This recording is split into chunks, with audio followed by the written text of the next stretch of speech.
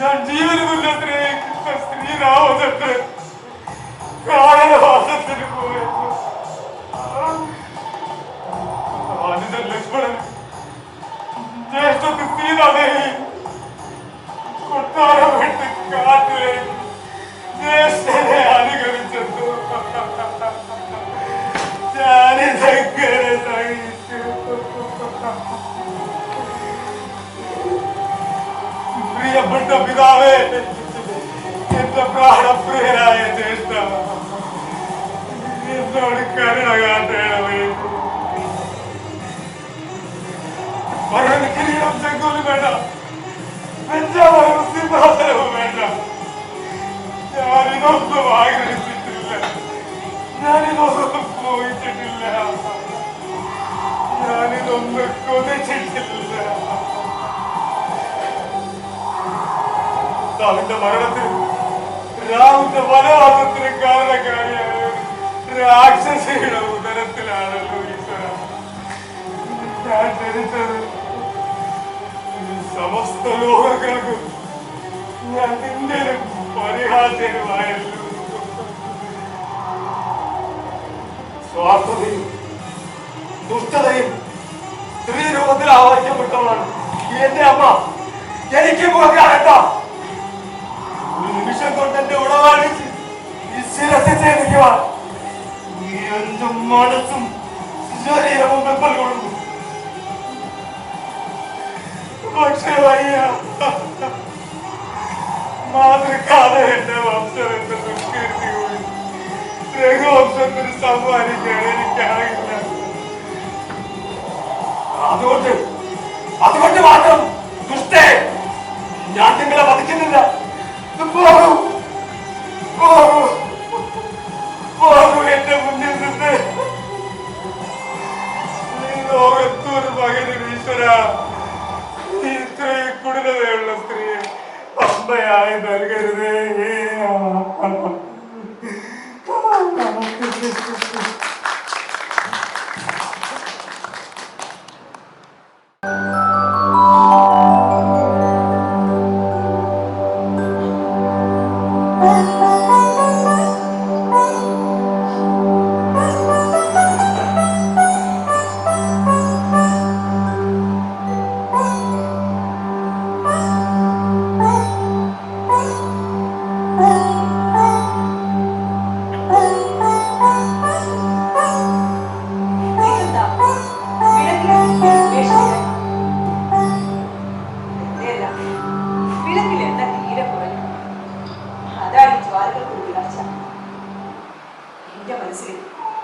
അയോധ്യയിലെ രാജമാതാവായ കൈകേയിയുടെ മനസ്സിലെ പ്രതീക്ഷകൾ പോലും കെട്ടടങ്ങാൻ സമ്മതമില്ലാത്ത ജോലി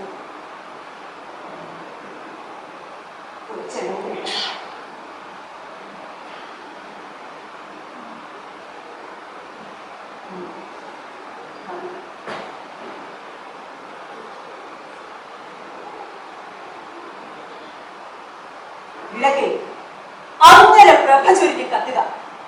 ഈ മുറിയിലെ മാത്രമല്ല, അയോധ്യയിലെ ആകെ പ്രകാശമാണ്.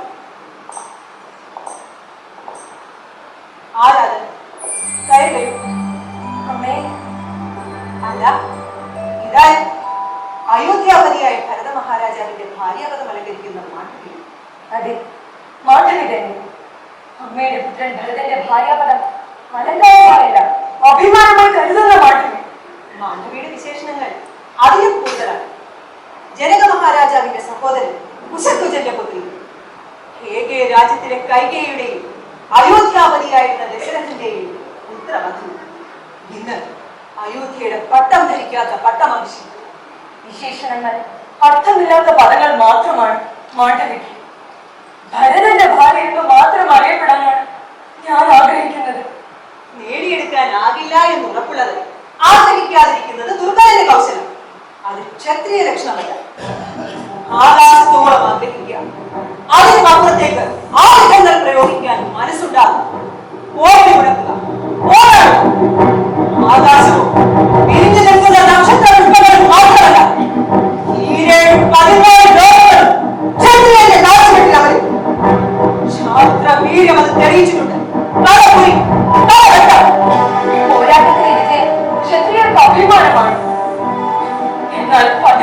പിതാവോ പുത്രനോ ഉടമ്പിറപ്പുകളിൽ ആരെങ്കിലും അരയിൽ നിന്നും മൂടി എഴുത്തമാണ് ഉറയിലും വരെ ക്ഷാത്ര വംശജരായ സ്ത്രീകൾ ഉത്കണ്ഠയുടെ ഉമ്മി തീരെ നീളുകയാവും.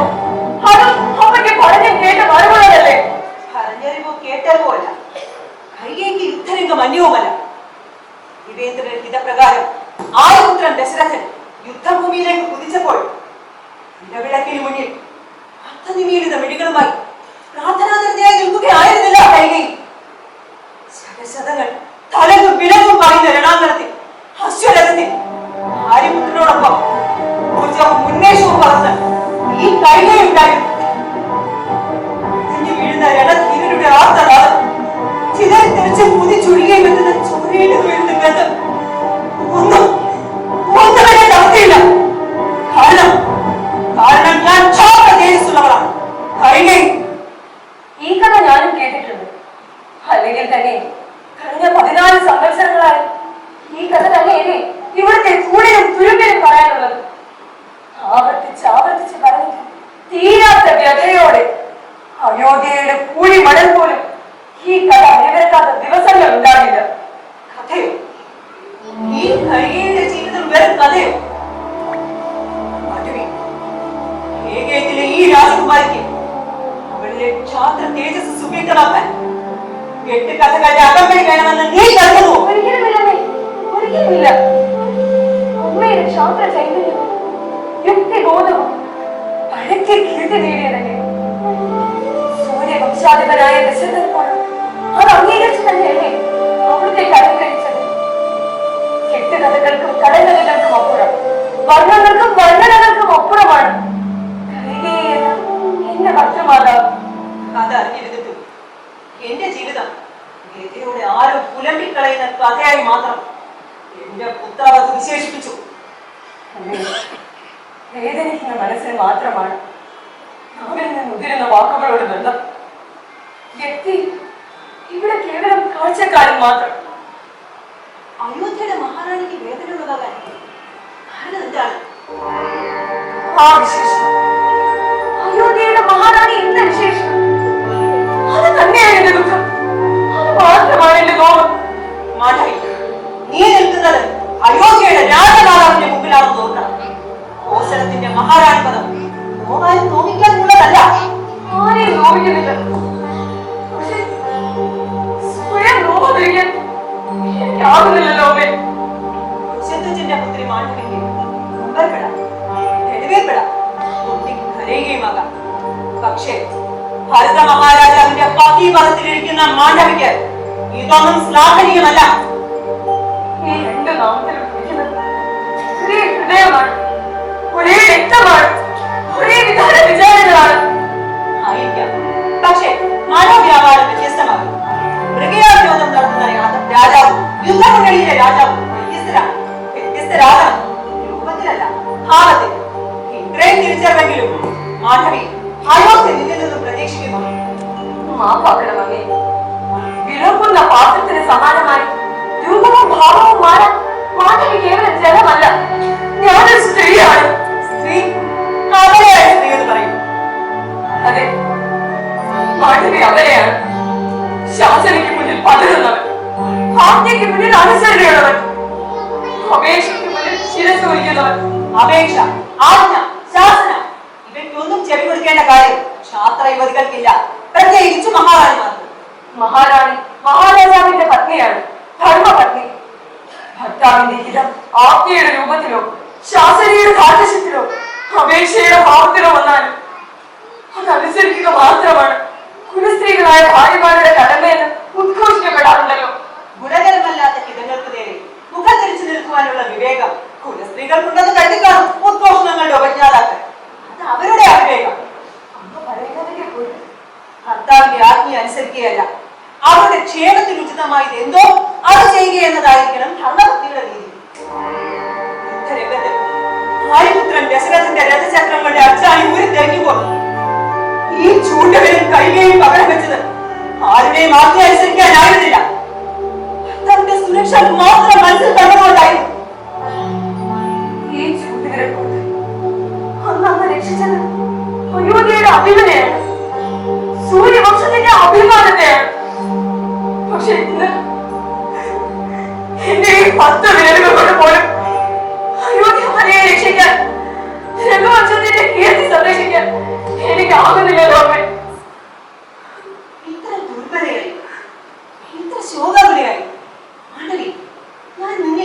ദർശിച്ചിട്ടില്ലല്ലോ. എന്താണ് നിന്റെ മനസ്സിനെ വിമിഷ്ടപ്പെടുത്തുന്നത്? എന്താണ് നിന്റെ നേത്രങ്ങളെ നീരടിക്കുന്നത്? പറയൂ. അമ്മേ, എന്നാണ് ആ ദിനം? എന്റെ ആദിത്യൻ അല്ല, അമ്മയുടെ മകൻ ഭരതൻ യോഗ്യാവധിയായിട്ട് 14 സംവത്സരങ്ങൾ തികയുന്നതിന് വർഷങ്ങൾ 14 കഴിഞ്ഞിരിക്കുന്നവരെ അയോധ്യയുടെ സിംഹാസനത്തിന് പാദങ്ങൾ അലങ്കാരമായ 14 വർഷങ്ങൾ. അയോധ്യാപതിയുടെ ശിരസിന് അഭിമാനമാക്കേണ്ട കിരീടം, സൂര്യവംശത്തിന്റെ മകുടം ഇവിടെ ഈ പീഠത്തില് ഇരിക്കാൻ തുടങ്ങിയിട്ട് 4 വർഷങ്ങൾ. ഇതിൽ മാധവിയാക്കുന്നത് എന്താണ്? അനാഥമായ കിരീടമോ അതോ മാറുതങ്ങൾ സനാഥമാക്കുന്ന സിംഹാസനം? രണ്ടുമല്ല. കിരീടം ത്യജിച്ച് സിംഹാസനത്തിൽ രാമപാദങ്ങളെ അവരോധിച്ച എന്റെ ആയുധ ഭരതന്റെ ഭാവിയാണ് എന്നെ ഉത്കണ്ഠാകുലയാകുന്നത്. കിരീടമില്ലെങ്കിലും സിംഹാസനസ്ഥനല്ലെങ്കിലും ഭരതൻ തന്നെയാണ് ഇപ്പോഴും അയോധ്യയുടെ രാജാവ്. മാണ്ഡവി അത് മറന്നുവോ? സ്വന്തം ഭാവിയെ കുറിച്ച് ചിന്തിക്കുവാനും ഉചിതമായ തീരുമാനങ്ങൾ എടുക്കുവാനുമുള്ള ബുദ്ധിവൈഭവം എന്റെ പതിനുണ്ട് എന്ന് തന്നെയാണ് എന്റെ വിശ്വാസം. ആ വിശ്വാസം തന്നെയാണ് എന്നെ ഭയപ്പെടുത്തുന്നത്. 14 വർഷത്തെ വനവാസം കഴിഞ്ഞ് ജ്യേഷ്ഠൻ ശ്രീരാമചന്ദ്രൻ അയോധ്യയിലേക്ക് തിരിച്ചെത്താത്ത പക്ഷം സ്വയം അഗ്നിയിൽ ഹോമിക്കുമെന്നാണ് ആര്യപുത്രന്റെ പ്രതിജ്ഞ. നന്ദിഗ്രാമത്തിൽ ഹോമകുണ്ടം തയ്യാറാവുകയാണ്. അത് അറിഞ്ഞുകൊണ്ടാണ് ഞാൻ ഇവിടെ ഓടിയെത്തിയത്. എന്ത്? ഇത് കേരളമല്ല, അയോധ്യയാണ്. ഈ രാജ്ഞിയല്ല, രാജമാതാവ് മാത്രമാണ്. എങ്കിലും ഒരിക്കൽ അയോധ്യ പതിയുടെ പ്രാണൻ രക്ഷിച്ച ആ ചൂടുകൾ ഇപ്പോഴും അമ്മയ്ക്ക് സ്വന്തമല്ലേ? അമ്മയുടെ പുത്രൻ ഭരതനെ രാജാവാക്കി തീർത്ത അമ്മയുടെ നാവിനും സന്ദർശനം സംഭവിച്ചിട്ടില്ലല്ലോ. അഗ്നിപ്രവേശനത്തിന് തയ്യാറെടുക്കുന്ന മകനെ വഴിയിൽ നിർത്താൻ ആ ചൂടുകളിലും അരുതെന്ന് നിൽക്കാൻ ആ നാവിനും ഉണ്ടാകുമല്ലോ. മാണ്ഡവി, ഭർത്താവിന്റെ സുരക്ഷയ്ക്കായി ആദ്യം ചരിക്കേണ്ടത് നിന്റെ വിരൽത്തുമ്പുകളാണ്. അരുതെന്ന് വിലക്കേണ്ട ആദ്യ നാവും നിന്റേത് തന്നെ. നിന്റെ ആയുധത്രയും തോഴിമാരി പറഞ്ഞ് നീ കേട്ടിട്ടുണ്ടാവുമല്ലോ. ദശരഥ മഹാരാജാവിനെ ചൂണ്ടുവിരൽ തുമ്പത്ത് നിർത്തി കൈകേയി നേടിയെടുത്ത വരങ്ങളുടെ കഥ. മാണ്ഡവിക്ക് ആ കഥ സ്വന്തം ഭർത്താവിനോടും ആവർത്തിക്കാം. പക്ഷേ എന്റെ വിരൽമണിക്ക് മനസ്സിലൂടെ നിൽക്കാൻ ആദ്യത്തെ ദശരഥനല്ല, ദാശരഥിയാണ്.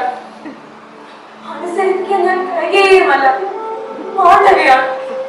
മാണ്ഡവിയുടെ നാവിൽ നിന്ന് ഉദിക്കുന്നത് വിലാപമാണ്, പരാജയയുടെ ആത്മവിലാപം. അതെ, ഞാൻ പരാജയപ്പെട്ടിരിക്കുന്നു. കാരണം എന്റെ ആദിപുത്രൻ ഭരതൻ നിശ്ചയദാർഢ്യത്തിൽ അമ്മ കൈകേയെ പോലെയാണ്. കൊടുങ്കാറ്റിന് മുലയാത്ത മനോബലം, കണ്ണീർ പ്രവാഹത്തിന് മുന്നിൽ വിടരാത്ത മനസ്ഥൈര്യം. അപേക്ഷിക്കാൻ മാത്രം അറിയാവുന്ന മാണ്ഡവിക്ക് സ്വന്തം തീരുമാനങ്ങളിൽ നിന്ന് ആര്യപുത്രനെ പിന്തിരിപ്പിക്കാനാവില്ല. നീ പറഞ്ഞത് സത്യമാണ്. അയോധ്യയുടെ മഹാറാണി ആയിരുന്നപ്പോൾ പോലും ഭരതനെ അനുസരിപ്പിക്കാൻ എനിക്ക് കഴിഞ്ഞിരുന്നുവെങ്കിൽ ഇന്ന് നന്ദിഗ്രാമത്തിൽ അഗ്നികുണ്ട ഒരുങ്ങില്ലായിരുന്നു. പ്രൗഢിയോടെ വാഴേണ്ടവൻ ജടാവൽക്കലം ധരിച്ച് ആയുധങ്ങൾ ഭക്ഷിച്ച് ജീവിതം തള്ളിനീക്കില്ലായിരുന്നു. ഈ കൈകളിൽ വിജയത്തിനും പരാജയം രുചിക്കില്ലായിരുന്നു. അമ്മേ, വിജയം പരാജയത്തിന്റെ കണക്ക് എന്റെ ലക്ഷ്യമല്ല. എന്റെ ആയുധത്തിനെ രക്ഷിക്കാൻ, പ്രതിജ്ഞാ പാലനത്തിൽ നിന്ന് അദ്ദേഹത്തെ പിന്തിരിപ്പിക്കാൻ ഒരു മാർഗം തേടിയാണ് ഞാനിവിടെ വന്നത്. പ്രതിജ്ഞാപാലനം സൂര്യവംശ രാജാക്കന്മാരുടെ നിഷ്ഠയാണ്. അതിൽ നിന്നും അവരെ വ്യതിചലിപ്പിക്കാൻ ആർക്കും സാധിക്കില്ല. സത്യഭ്രംശം സംഭവിക്കാതിരിക്കാൻ കിരീടവും ചെങ്കോലും മാത്രമല്ല, നിസാക്ഷിയായി പാണീഗ്രഹണം ചെയ്ത ഭാര്യയെയും ജന്മം നൽകിയ സന്താനങ്ങളെയും അവർ ഉപേക്ഷിക്കും. എനിക്ക് നൽകിയ വാക്ക് പാലിക്കാൻ, ഭരതനെ രാജാവാക്കാൻ, പ്രിയപുത്രൻ ശ്രീരാമചന്ദ്രനെ വനത്തിലയക്കാൻ മടി കാണിക്കാതിരുന്ന നിന്റെ ഭദ്രപിതാവ് ദശരഥന്റെ ജീവിതം ഉദാഹരണമായി നിന്റെ മുന്നിലുണ്ടല്ലോ മകളെ. അതാണ് രഘുവംശം സത്യത്തിന് കൽപ്പിക്കുന്ന വില. ആ വിലയാണ്, ആ വലിയ വിലയാണ് അമ്മേ വൈദ്യുത്യത്തിന്റെ വേഷം അമ്മയെ അണിയിച്ചത്.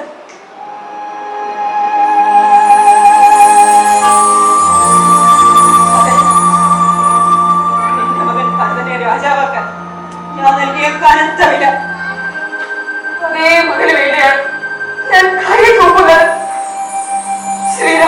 മടങ്ങിയെത്താത്ത പക്ഷം അഗ്നിപ്രവേശനം എന്ന പ്രതിജ്ഞയിൽ നിന്ന് പിന്തിരിപ്പിക്കാൻ അതേ മകനോട് അമ്മയ്ക്ക് ആവശ്യപ്പെട്ടുകൂടെ?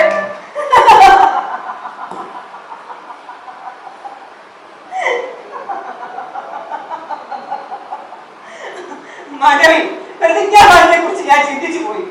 ഒരിക്കൽ അതേ മകന് വേണ്ടി അവന്റെ പിതാവിനോട് ഞാൻ ആവശ്യപ്പെട്ടത് സത്യം പാലിക്കാൻ വേണ്ടിയായിരുന്നു. ഇന്ന് അതേ മകന് വേണ്ടി അതേ മകനോട് ഞാൻ ആവശ്യപ്പെടാൻ നീ പറയുന്നത് സത്യം ലംഘിക്കുവാൻ.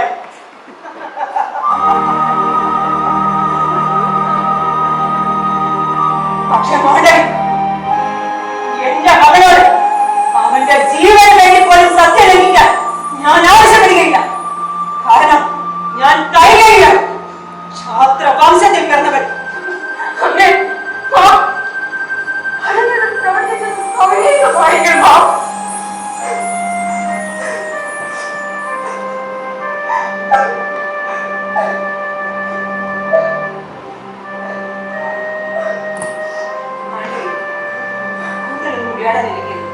നിനക്ക് നദീഗ്രഹത്തിലേക്ക് വളരണം. നിന്റെ ഭർത്താവിന്റെ ജീവൻ രക്ഷിക്കാൻ നിനക്ക് അനുഷ്ഠിക്കാൻ ഒരു കർമ്മമേ ഉള്ളൂ, പ്രാർത്ഥന. ദശരഥപുത്രൻ ശ്രീരാമചന്ദ്രൻ യാതൊരാപത്തും കൂടാതെ അയോധ്യയിൽ മടങ്ങി എത്തണേ എന്ന പ്രാർത്ഥന. മാധവി,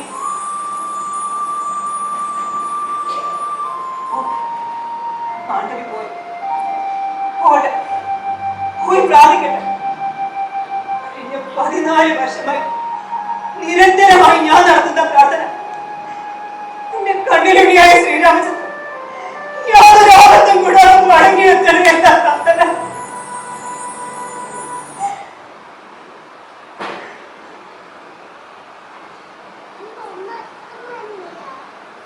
നേരെ മധ്യാഹ്നമായിരിക്കും.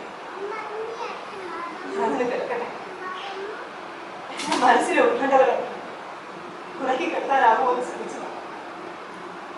എന്റെ മനസ്സിന്റെ കൺപോളകൾ ഇത്രാധികം ഒരു അനുഗ്രഹ വർഷമായി വന്നിരുന്നെങ്കിൽ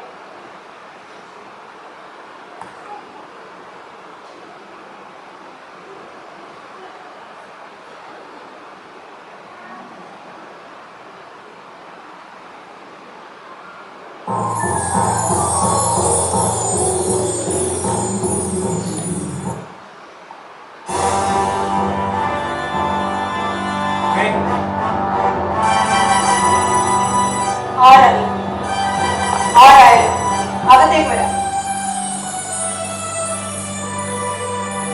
ഓ, അയോധ്യാപതിയായ ഭരതമഹാരാജാവ്. അയോധ്യാധിപനായ ഭരതൻ അമ്മയുടെ മുന്നിൽ പ്രാപിക്കുന്നു. മഹാരാജാവ് നന്ദഗ്രാമത്തിലെ ആശ്രമത്തിൽ നിന്നും ഈ കൊട്ടാരത്തിലേക്ക് എഴുന്നള്ളാനുള്ള കാരണം എന്താണാവും? ജ്യേഷ്ഠൻ ശ്രീരാമചന്ദ്രൻ വനത്തിൽ അഭയം തേടിയിട്ട് ഇന്ന് 14 വർഷം പൂർത്തിയാകുന്നു. ശ്രീരാമന്റെ അനുജൻ ഭരതൻ കോസലത്തിന്റെ അധിപനായിട്ടും ഇന്ന് തികയുന്നത് 14 വർഷം തന്നെ. ഞാനത് മറന്നിട്ടില്ല. അതിന്റെ ദൃഷ്ടാന്തമാണ് ഇന്നും ഞാൻ ഉപേക്ഷിക്കാത്ത ഈ ജടയും കാഷായവും. ജട ആമുരികൾക്ക് അലങ്കാരമാണ്, പക്ഷെ രാജാവിന് അലങ്കോലമാണ്. കാഷായം ആത്മീയതയിലൂടെ മോക്ഷം കാക്ഷിക്കുന്ന ഒരു വസ്ത്രമാണ്. ഭൗതികമായ കെട്ടുപാടുകളുള്ള രാജാവിന് നിഷിദ്ധമാകേണ്ടതാണ്. ദേശത്തിൽ സന്യാസിയും കർമ്മത്തിൽ രാജാവുമാകാനാണ് എന്റെ നിയോഗം. നിയോഗമല്ല, ദുര്യോഗം. അയോധ്യയിലെ രാജകുമാരൻ സ്വയം കണ്ടെത്തിയ ദുര്യോഗം. ദുര്യോഗങ്ങൾ ഒരുവൻ സ്വയം കണ്ടെത്തുന്നതല്ല, അവനെ തേടിയെത്തുന്നതാണ്. എന്റെ കാര്യത്തിൽ അതെനിക്ക് കൽപ്പിച്ചു തരികയായിരുന്നു പിതാവ് ദശരഥനും മാതാവ് കൈകേയിയും. വെള്ളിത്തരികയും ഞാൻ നിനക്ക് നൽകിയത് കിരീടവും ചെമ്പോലുമാണ്. വാഴിച്ചത് പ്രോജ്വലമായ സൂര്യവംശത്തിന്റെ അനന്തരാവകാശിയായ എന്റെ രാജപദവി പിതാവിച്ചതല്ല, അമ്മ കൽപ്പിച്ചതാണ്. എന്റെ ആഗ്രഹമായിരുന്നില്ല, അമ്മയുടെ അത്യാഗ്രഹമായിരുന്നു. ಹೆಚ್ಚು വളർത്തിയ മകന്റെ വളർച്ച, ഉയർച്ച, ഉത്കർഷം ഇതൊക്കെ ഏതൊരമ്മയുടെയും ആഗ്രഹമാണ്, മോഹമാണ്, സ്വപ്നമാണ്. അതൊരു തെറ്റാണെന്ന് ലോകത്തോരു മകന് നാളിതുവരെ ഒരമ്മയോട് പറഞ്ഞില്ല. പക്ഷെ ഈ മകന് പറയേണ്ടി വന്നു. കാരണം അമ്മയുടേത് മോഹമായിരുന്നില്ല, അതിമോഹമായിരുന്നു. സിംഹാസനം അർഹതപ്പെട്ടവരെ നിഷേധിക്കുകയും അനർഹന് നൽകുകയും ചെയ്യണമെന്ന് അതിമോഹം ആപത്ത് വരുത്തുമെന്ന ചൊല്ല് അമ്മ വിസ്മരിച്ചതോ അതോ സൗകര്യപൂർവ്വം മാറുന്നതായി ഭാവിച്ചതോ? രണ്ടായാലും എനിക്കതിൽ ദുഃഖമില്ല. അയോധ്യയുടെ രാജാവാകാൻ കൗസല്യയുടെ പുത്രൻ ശ്രീരാമചന്ദ്രനെ പോലെ തന്നെ എന്റെ പുത്രൻ ഭരതനും അവകാശമുണ്ടായിരുന്നു. ആ അവകാശം മതിയായ ദശരഥനോട് ഉന്നയിക്കുക മാത്രമാണ് ഞാൻ ചെയ്തത്. അത് അനുവദിച്ചതും വിളംബരം ചെയ്തതും അദ്ദേഹമാണ്.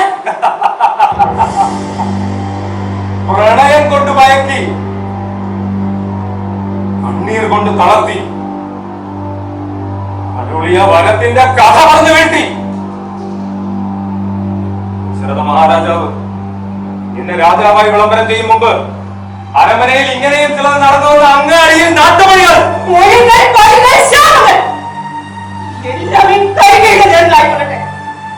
അത്ര വീരത്തോടെ ഞാനത് നേരിടും. പക്ഷെ മകനെ, എന്റെ നാവിൽ എനിക്കെതിരെ വീഴുന്ന ഓരോ വാക്കും എന്നെ തളർത്തുന്നു, എന്നെ വിമശയാക്കുന്നു, എന്നെ ഞാൻ എല്ലാതാക്കുന്നു. അതിശയം, അവിശ്വസനീയം, അത്ഭുതാവഹം. എന്റെ അമ്മ ഏകയത്തിലെ രാജകുമാരിയായിരുന്ന കൈകേയി തളരുന്നു വന്നു. ഞാനിത് വിശ്വസിക്കുന്നില്ല. മതിപൊഴിച്ച കണ്ണുനീരിൽ പോലും പതറാത്ത കൈകേയി എന്റെ വാക്കുകൾ കേട്ട് വിവശയാകുന്നു.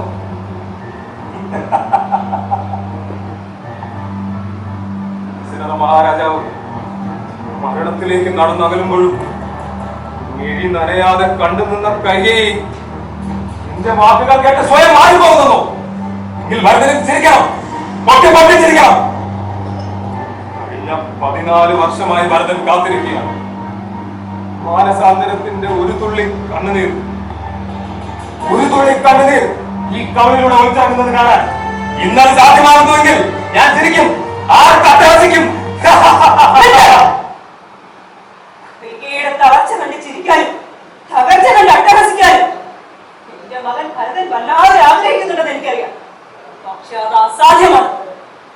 കേൾക്കാനും പൊരുതാനും അരിമ്പിന്റെ കാഠിന്യമുള്ള വാക്കുകൾ കൊണ്ട് എന്നെ നിന്ദിക്കാനും നിന്റെ അംഗോപാംഗങ്ങൾ ഊർജ പകരുന്നത് നീ കുടിച്ച എന്റെ മുളപ്പാടിന്റെ ഗുണമാണ് നോക്കണം. എന്റെ വാക്കുകൾ കേട്ട് തളരാനായിരുന്നെങ്കിൽ എനിക്കത് മുമ്പേ ആകാമായിരുന്നു. പിതാവ് ദശരഥന്റെ മരണവും ജ്യേഷ്ഠൻ ശ്രീരാമന്റെ വനവാസവും പറഞ്ഞ് നീ പൊട്ടിത്തെറിച്ചപ്പോൾ വാക്കുകൾ തീർത്ത തീക്കനം കൊണ്ട് നീ എന്നെ പൊള്ളിച്ചപ്പോൾ ഞാൻ തളർന്നമായിരുന്നു. ഓർക്കുന്നില്ലേ ആ വാക്കുകൾ? അമ്മയുടെ മുഖത്ത് നോക്കി പ്രിയപുത്രൻ നടത്തിയ വാത്സല്യമായി ഞാനത് മറന്നിട്ടില്ല.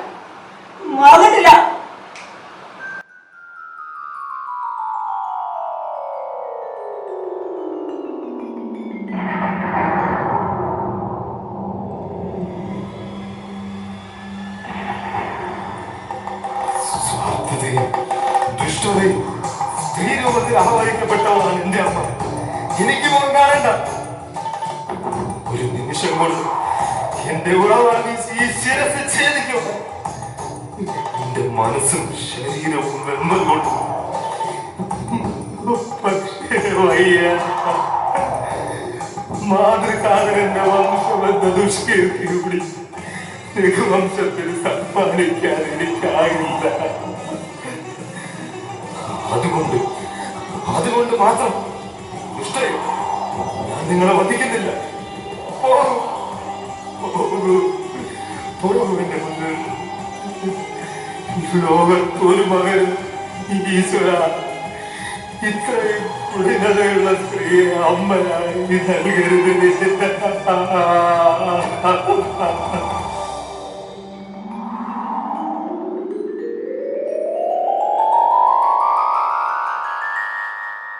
അത്രയും കഠിന പദങ്ങൾ കേട്ടിട്ടും കൈകൈ തളർന്നില്ല. എന്നിട്ടോ ഇപ്പോൾ നിന്റെ ഈ പുലമ്പലുകൾ കേട്ട് ഞാൻ വിവശയാകുമെന്ന് നീ വ്യാപരിക്കുന്നത്? എന്റെ വാക്കുകൾ വിവശയാക്കുന്നു എന്ന് പറഞ്ഞത് ഞാനല്ല, അമ്മ തന്നെയാണ്. ഓ, അതും മറ്റൊരു നാട്യമായിരുന്നിരിക്കാം.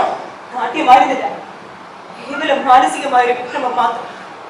മകനെ, എന്റെ തളർച്ചയുടെ പേര് ചിരിക്കാൻ നിനക്കിനിയും കാലങ്ങൾ സഞ്ചരിക്കേണ്ടി വരും. ശരിയാണ്, സുമനസ്സുകളിൽ നിന്നേ മാനസാന്തരം പ്രതീക്ഷിക്കേണ്ടതുള്ളൂ. എന്റെ അമ്മ കൈകേയി ദുർമനസിന്റെ ഉടമയാണല്ലോ. കഠിന ഹൃദയം. അതെ, കൈകേയി കഠിന ഹൃദയം തന്നെയാണ്. അതുകൊണ്ടാണല്ലോ കഴിഞ്ഞ 14 വർഷങ്ങളായി വളർത്തിയ മകനും പരിപാലകനും ഈ അന്തപുരത്ത് ഞാൻ ജീവിച്ചിരിപ്പുണ്ടോ മരിച്ചോ എന്ന് അന്വേഷിക്കാതിരുന്നിട്ടും കുലുങ്ങാതിരുന്നത്. ഇന്നും ഞാൻ വന്നത് അമ്മയുടെ സുഖവിവരം അറിയാനല്ല, സുഖകരമല്ലാത്ത മറ്റൊരു വിവരം നേരിട്ട് അറിയിക്കാൻ വേണ്ടി മാത്രം. അത് മനസ്സിലാക്കാൻ കൈകേയിക്ക് ഒരു മുഖവരയുടെ ആവശ്യമില്ല. എങ്കിൽ കേട്ടുകൊള്ളൂ. ഇന്ന് സൂര്യാസ്തമനത്തിന് മുമ്പ് ശ്രീരാമൻ മടങ്ങിയെത്തിയാൽ അദ്ദേഹം അയോധ്യയുടെ രാജാവ്. വരാത്ത പക്ഷം ഞാൻ അഗ്നിയിൽ സ്വയം സമർപ്പിക്കും. 14 വർഷങ്ങൾക്ക് മുമ്പ് ചിത്രകൂടത്തിൽ വെച്ച് നീ ഇത് രാമനോട് പറയുന്നത് ഞാൻ കേട്ടതാണ്. ബുദ്ധിശൂന്യനായ മകന്റെ പാഴ്വാക്കായി മാത്രം കരുതി കാണും അന്നമ്മ.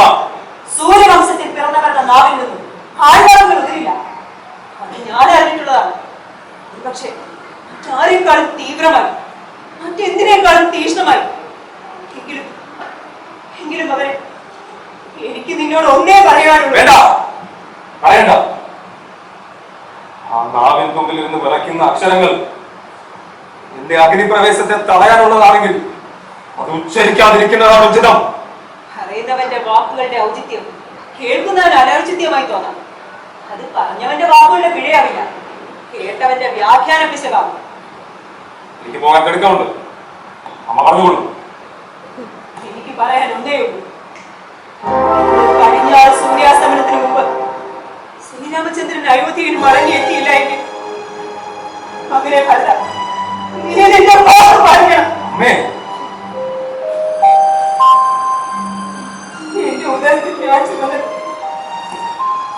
എന്റെ മുലപ്പാലത്തിൽ ഞാൻ വളർത്തിയപ്പോൾ എന്റെ മടിയിൽ തല ചായച്ചിറങ്ങിയപ്പോൾ എന്റെ ഇരു ഭുജങ്ങളിലും പിടിച്ച് കാലുകളിൽ സ്നേഹത്തോടെ അമ്മയെന്ന് വിളിച്ച മകൻ എന്റെ ഹൃദയത്തിൽ ഒരിക്കലും പറയാൻ തീവ്ര സമ്മതത്തിന്റെ വാക്കുകൾ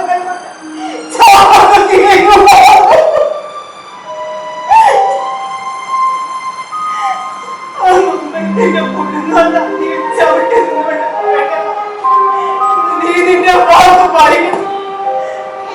രാമൻ വരാത്ത പക്ഷം അഗ്നിക്ക് ഭക്ഷണമാകട്ടെ. എന്റെ പാവം പങ്കിലമായിരിക്കും ഇന്നും സിരകളിൽ വഹിക്കുന്ന നിന്റെ ജനസമാനമായ ശരീരം ഒന്നിനെ സൂര്യവംശത്തിന്റെ പരമ്പരകളിൽ യശസ്വിയാക്കിയ എന്റെ മകൻ തിരിച്ചു വരട്ടെ.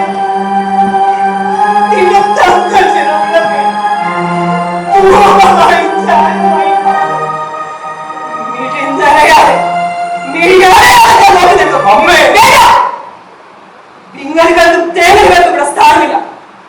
നിനക്ക് നന്ദിഗ്രാമത്തിലേക്ക് മടങ്ങാം. കുഞ്ഞ മുഖവുമായില്ല, ഉയർത്തിപ്പിടിച്ച ശിരസുമായിരുന്നു. കാരണം നീ കൈകേയിയുള്ളവനാണ്.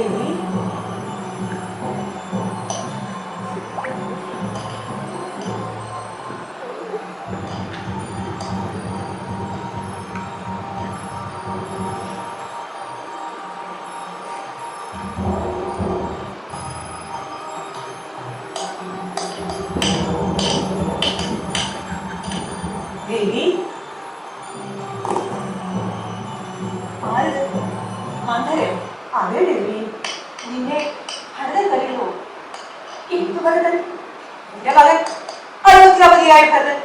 അയ്യോ മഹാരാജാവ് ഇവിടെ ഉണ്ട്. എങ്കിൽ ഞാൻ ഉടനെ പൊയ്ക്കൊള്ളാമേ. മന്ദരെ, ഇത്ര ഭയമാണോ ഭരതന്? പ്രജകൾ രാജാവിനെ ആദരിക്കേണ്ടതേ ഉള്ളൂ, ഭയക്കേണ്ടതില്ല. അത് പ്രജകളുടെ കാര്യം. എന്റെ സ്ഥാനം അതിനൊക്കെ മുകളിലാണല്ലോ. ഭരതരാജകുമാരനെ രാജാവാക്യം അങ്ങനെയാണല്ലോ പരിഷ്കകൾ എന്നെ കാണുന്നത്. അതിനെന്താ, അതൊരു നല്ല കാര്യമല്ലേ? നല്ല കാര്യം എനിക്കറിയില്ല. എന്തായാലും അതിന്റെ പേരിൽ ഞാൻ നല്ല തല്ലുകൊണ്ടു. ശത്രുഘ്നകുമാരന്റെ മകൻ. അതിന് ഞാനൊരു പാഠം പഠിച്ചു. അതെന്ത് പാഠം? നല്ല കാര്യം ചെയ്താൽ കണ്ണു കിട്ടുമെന്ന പാഠം. അതിനുശേഷം നല്ലതിനായാലും ദോഷത്തിനായാലും ഞാൻ എന്റെ ഈ നാവ് കൊണ്ട് ആർക്കും ഉപദേശങ്ങൾ കൊടുക്കാറില്ല. സ്വീകരിക്കാൻ ആളില്ലെങ്കിൽ ഉപദേശങ്ങൾക്ക് എന്ത് മൂല്യമാണുള്ളത്? അശേഷമില്ല. എന്നാൽ ഉപദേശങ്ങൾ സ്വീകരിക്കാൻ ആളുണ്ടെങ്കിലോ? ഉണ്ടെങ്കിൽ അവരുടെ ജീവിതത്തിൽ പകർത്താൻ ശ്രമിക്കുന്നുവെങ്കിൽ അതിനർത്ഥമുണ്ടാകും. അർത്ഥമല്ല, അനർത്ഥമാണ് ഉണ്ടാവുന്നത്. അനർത്ഥം. മന്ദര പറയുന്നത് അനുഭവങ്ങളിൽ നിന്ന് പഠിച്ച മറ്റൊരു പാഠം. ശ്രീരാമനെ കട്ടിലയക്കാനും ഭരതരാജകുമാരനെ രാജാവായി വഹിക്കാനും മഹാരാജാവിനോട് ആവശ്യപ്പെടാൻ ദേവിയെ ഉപദേശിച്ചത് ഞാൻ. ദേവി ആ ഉപദേശം ഹൃദയപൂർവ്വം സ്വീകരിച്ചു. ഫലവും ഭരതന്റെ വക കൊടിയ ശകാരം, ശത്രുഘ്നന്റെ വക ദേഹോപദ്രവം, നാട്ടുമനുഷ്യരുടെ ആക്ഷേപങ്ങൾ എല്ലാം അനുഭവിക്കേണ്ടി വന്നത് എനിക്ക്.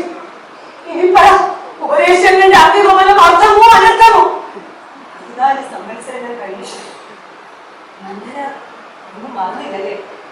14 അല്ല, 14,000 സംവത്സരങ്ങൾ കഴിഞ്ഞാലും മന്ദരയ്ക്കത് മറക്കാനാവില്ല. സുമിത്രാത്മജൻ ശത്രുഘ്നനെ ഓരോ അടിക്കും ഇടിക്കും ചവിട്ടിയും അത്രയ്ക്ക് കരുത്തായിരുന്നു. അറിയുമോ ദേവിക്ക്? ദശരഥന്റെ പുത്രനല്ലേ, കൈകരുത്ത് കുറയില്ലെന്നുള്ളതിൽ സംശയമില്ല. സത്യം പറയട്ടെ ദേവി, ഒരു സ്ത്രീയായി ജനിച്ചതിൽ ഞാൻ അല്പമായി സന്തോഷിച്ചു. ആ ദിവസമായിരുന്നു. ഏത് ദിവസം? ശത്രുഘ്നകുമാരൻ എന്നെ മർദ്ദിച്ച ദിവസം. കുമാരൻ മർദ്ദിക്കുമ്പോൾ എനിക്ക് തോന്നി തിരിച്ച് 2 എണ്ണം കുമാരനിട്ട് കൊടുക്കാമായിരുന്നു. ഒരു സ്ത്രീയായി ജനിച്ചത് സ്വയം ശപിച്ചു പോയ നിമിഷം ഭരതകുമാരൻ പ്രത്യക്ഷപ്പെട്ടു. ശത്രുഘ്നനെ തടഞ്ഞു. സ്ത്രീയെ വധിക്കുന്നത് പാപമാണെന്ന് ഉപദേശിച്ചു. ശത്രുഘ്നൻ അനുസരിച്ചു. അങ്ങനെ ഞാൻ രക്ഷപ്പെട്ടു. ഒരു സ്ത്രീയായതുകൊണ്ട് മാത്രം. ഒരു സ്ത്രീയായി ജനിച്ചത് ആ നിമിഷം തോന്നിയ ആഹ്ലാദം അതിനു മുമ്പും പിന്നും ഞാൻ അനുഭവിച്ചിട്ടില്ല. ഭരതന്റെ നീതിബോധമാണ് മന്ദരയുടെ ജീവൻ രക്ഷിച്ചത്. ശരിയാണ്, ആ നീതിബോധം തന്നെയാണ് നന്ദിഗ്രാമത്തിൽ ഒരുങ്ങുന്ന അഗ്നികുണ്ഡത്തിലേക്ക് മഹാരാജാവിനെ നയിക്കുന്നത്. ശരിയായിരിക്കാം, പക്ഷെ എനിക്കത് ദുഃഖമില്ല. സത്യം പാലിക്കുവാൻ വേണ്ടിയാണല്ലോ അവരത് ചെയ്യേണ്ടി വരുന്നത്. എനിക്ക് അഭിമാനമേ ഉള്ളൂ. കുമാരനോട് ഞാൻ അത് തന്നെ പറഞ്ഞു. ഭരതകുമാരനോട് പറയാൻ വേണ്ടി മാത്രം ദേവി നന്ദിഗ്രാമത്തിൽ പോയി? ഇല്ല, ഭരതൻ ഇവിടെ വന്നിരുന്നു അല്പനേരം മുമ്പ്. ദേവിക്ക് ബുദ്ധിപ്രബോധം സംഭവിച്ചിട്ടില്ലല്ലേ? കാലവാസന്റെയും ശ്രീരാമചന്ദ്രൻ അയോധ്യയിൽ മടങ്ങിയെത്തുന്നവരെ രാജകൊട്ടാരത്തിൽ പ്രവേശിക്കില്ലെന്ന് ഭരതമഹാരാജൻ സത്യം ചെയ്തത് ദേവി മറന്നു. എണീക്കില്ല, എനിക്കത് ഉറപ്പാണ്. ഭരതൻ സത്യലേഖനം നടത്തില്ല, അക്കാര്യത്തിൽ എനിക്ക് സംശയമില്ല.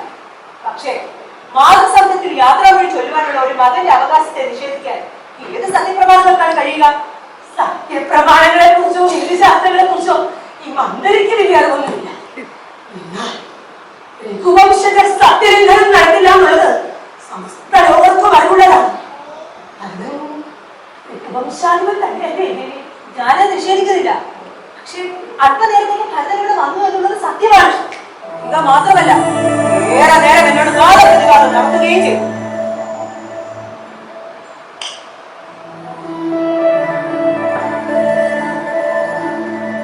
എന്താ മന്ദര തേടുന്നത്?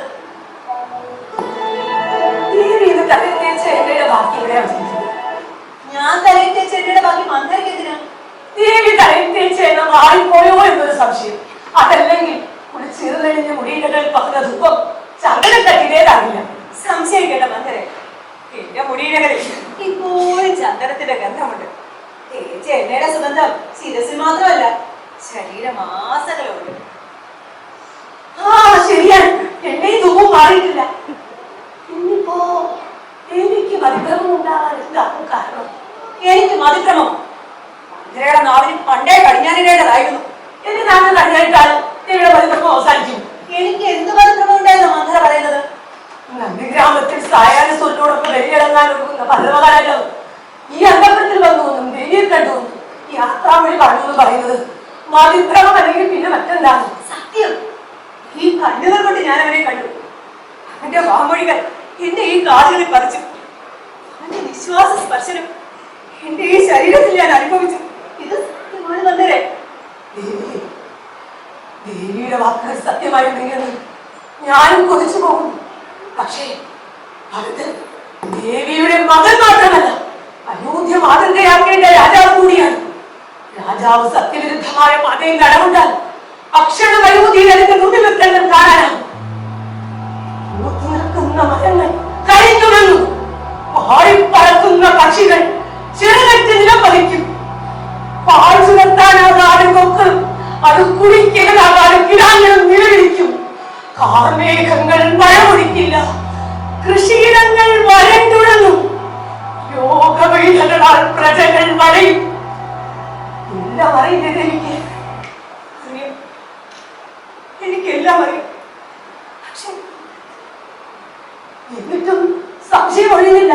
സത്യലംഘനം നടത്തി ഭരണഭാരങ്ങൾ ഇവിടെ വരുമെന്ന് ഇപ്പോഴും വിശ്വസിക്കുന്നു. ഇല്ല, ഇവിടെ വരില്ല. കർമ്മത്തിലും ധർമ്മം പുലർത്തുന്നവരാണ് ഭരതൻ.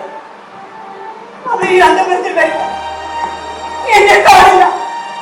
കണ്ടതും കേട്ടതും എല്ലാം എന്റെ തോന്നലുകൾ മാത്രം. തോന്നലുകളല്ല, ആഗ്രഹങ്ങൾ. 14 വർഷമായി ദേവി മനസ്സിൽ കൊണ്ട് നടക്കുന്ന ആഗ്രഹങ്ങൾ. മഹാരാജാവ് ദേവിയുടെ മുന്നിൽ വരുമെന്നും കുറെ ആക്രോശിക്കുകയും അട്ടഹസിക്കുകയും ആകാശത്തിന് താഴെയുള്ള സമസ്ത ദോഷങ്ങളും ദേവിയുടെ മേൽ പതിക്കട്ടെ എന്ന് ശപിക്കുകയും ചെയ്യുമെന്നുള്ളതാണ്. അതിലൂടെ പാപമെങ്കിലെന്ന് ദേവി തന്നെ കരുതുന്നു. സ്വന്തം മനസ്സിൽ സാന്ത്വനം ലഭിക്കുന്നു. മായാവിഭ്രമങ്ങൾ. നീ പറഞ്ഞതാകണ സത്യം, ഒട്ടും ഹിതകരമല്ലാത്ത യാഥാർത്ഥ്യം. സത്യം മാത്രമേ പറഞ്ഞിട്ടുള്ളൂ. ഇന്നും അതിന്റെ ദോഷം ഞാൻ അനുഭവിക്കുകയാണ്. എന്റെ അനുഭവ ദോഷമാണ് മന്ദരിക്കുള്ളത്.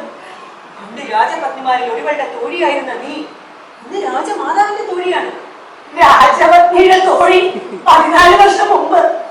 ആ തോഴി വന്നൊന്നും ശത്രുഘ്നന്റെ തൊഴി കിട്ടുന്നതെന്ന് എന്നെ ഒഴിവാക്കിയില്ല.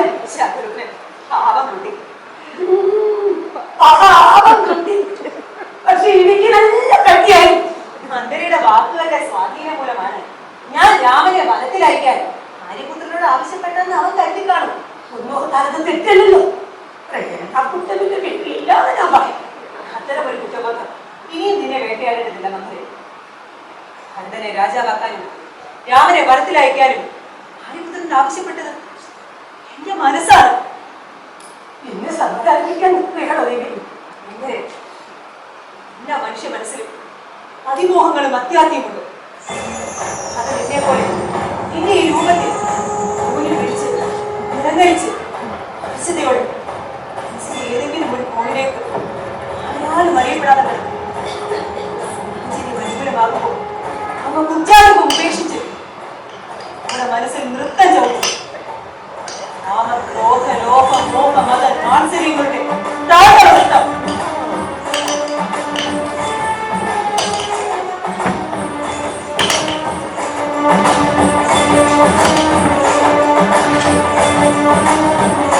അതിന്റെ മൂർധനിൽ കറുപ്പും വെളുപ്പും തെറ്റും ശരിയും സത്യവും മിഥ്യയും തിരിച്ചറിയാനാകാതെ നമ്മൾ കണ്ണുകൾ നിറഞ്ഞൊഴുകുന്ന നീരിൽ ആവത്തിന്റെ ഉപ്പരസം കലയും.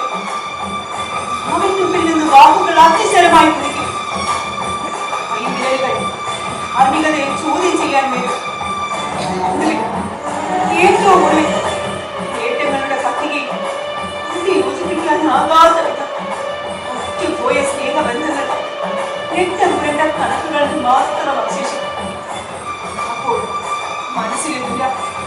എനിക്ക് മകരെ ഈ പഴയ രൂപത്തെ അവന്റെ വിരവരിച്ച് വസതയോടെ മനസ്സിന്റെ ഏതെങ്കിലും ഒരു കോവിലേക്ക് ഒതുങ്ങിക്കൊള്ളു ആശ്രയമറ്റവളെ പോലെ. എനിക്ക് സംഭവിച്ചത് അതാണ്. അതിന് നീ എന്ത് കഴിച്ചു? എന്താണെന്ന് എനിക്കറിയില്ല. പക്ഷെ ഒന്നെനിക്കറിയാം, ദേവി ഒഴിച്ച് അയോധ്യാവാസികളെല്ലാം എന്നെ വെറുക്കുന്നു. എന്റെ മുഖം കാണുന്ന ചതുർത്ഥി കാണുമ്പോഴേവർ പലപ്പോഴും എന്നെ കണ്ടു വെറുപ്പോടെ കാർക്കിച്ച് തുപ്പുന്നത് ഞാൻ കണ്ടിട്ടുണ്ട്. എന്റെ അയൽവാസികൾ പോലും എന്നോടൊരു വാക്കുരിയാകാറില്ല. ശ്രീരാമനെ കണ്ണയച്ച് അയോധ്യയുടെ പ്രതാപം കെടുത്തിയ കുലരെയാണ് ഞങ്ങൾക്ക്. മറ്റാർക്കും മുഖം നൽകാതെ തലവഴി വസ്ത്രം കൂടിയാണ് ഞാൻ ഈ അന്തപുരത്തിലേക്ക് വരുന്നത് പോലും. എന്നോട് അനുകമ്പയോട് ആർദ്രതയോട് സ്നേഹത്തോടെ പെരുമാറുന്ന ഏക വ്യക്തി ദേവിയാണ്. ദേവിയുടെ മുന്നിൽ നിൽക്കുമ്പോൾ മാത്രം എനിക്കാരെയും ഒന്നിനെയും ഭയമില്ല. എന്റെ മുന്നിൽ നിന്നിട്ടും ഭരതന്റെ പേര് ഞാൻ ഉരുവിട്ടപ്പോൾ മന്ദര ഭയന്നു. അത് സത്യം. ഭരതഭാരതന്റെ മാത്രമല്ല, ശത്രുഘ്നകുമാരനെയോ ലക്ഷ്മണകുമാരനെയോ പേര് കേട്ടാലും ഞാനിപ്പോൾ ഭയക്കും. അതെന്റെ ബുദ്ധമല്ല. ആ കുമാരന്മാരിൽ ആരുടെയെങ്കിലും കൈകരുത്ത് ഒരിക്കലെങ്കിലും അനുഭവിച്ചിട്ടുള്ള അവരുടെ പേര് കേൾക്കുമ്പോ ഭയക്കും, ഭയന്ന് വിളിക്കും. മധ്യാഹ്നം പിന്നിടുകയാണ്. സായാഹ്നം ആഗതമാകാൻ ഇനി അധിക നേരം ഉണ്ടാവില്ല. ശ്രീരാമനെ കുറിച്ച് എന്തെങ്കിലും അറിഞ്ഞോ മന്ദരെ? ഇല്ല. അയോധ്യയിൽ ചാരന്മാർ പലതിലും അന്വേഷിച്ചിട്ടും ശ്രീരാമനെ കുറിച്ച് അറിവൊന്നും ലഭിച്ചിട്ടില്ല. ഭഗവാരാജാവ് നന്ദി ഗ്രാമത്തിൽ നേരി കഴിയുകയാണ്. ഭരതൻ മാത്രമല്ലല്ലോ, ആപാലവൃദ്ധം ജനങ്ങളും ആ വീട്ടിൽ അനുഭവിക്കുന്നുണ്ടല്ലോ. സത്യം. കാട്ടിലഹിക്കാൻ കാരണക്കാരെയും നാട്ടുകാർ പിടിക്കുന്ന ഞാൻ പോലും രാമന്റെ മടങ്ങി വരവിനായി പ്രാർത്ഥിക്കുക. ചെയ്തു പോയ കൊടും പാതകത്തിൽ ശ്രീരാമദർശനം ഒരുപക്ഷെ പ്രായശ്ചിത്തമായേക്കും. വാർദ്ധക്യത്തിന്റെ പീഡയിൽ നിന്ന് ഈ കല്ലുകളിൽ അവ്യക്തമായി ശ്രീരാമരൂപം ഒരിക്കൽ കൂടി പതിഞ്ഞെങ്കിൽ കാട്ടിലെ കല്ലിലും മുഴുവൻ ചോര മുരണ്ടിട്ടുണ്ടാക്കുന്ന പാതകളിൽ സാഷ്ടാംഗമേലൊന്ന് കരയാൻ കഴിഞ്ഞെങ്കിലേ ഞാനിങ്ങനെയൊക്കെ ആഗ്രഹിച്ചു പോകത്തത്. മോചനം കുടിക്കുന്ന ഒരു ഭാവിയുടെ ഒരു വേഗയുടെ അവസാനത്തെ ആഗ്രഹം ഞാൻ പോയിക്കൊണ്ടിരിക്കും. ഗ്രാമത്തിലേക്കാണ് പോകുന്നതെങ്കിൽ ശ്രീരാമനെ പറ്റി എന്തെങ്കിലും വിവരം ലഭിച്ച എന്നെ കൂടി അറിയിക്കാൻ മറക്കരുത് തോഴി. അറിയിക്കാം. കാണുന്നത് കാണാൻ, കേൾക്കുന്നത് കേൾക്കാൻ ഈശ്വരൻ ഇടവരുത്താതിരിക്കട്ടെ. നമുക്ക് രണ്ടുപേർക്കും. ഞാൻ ഇറങ്ങുന്നു.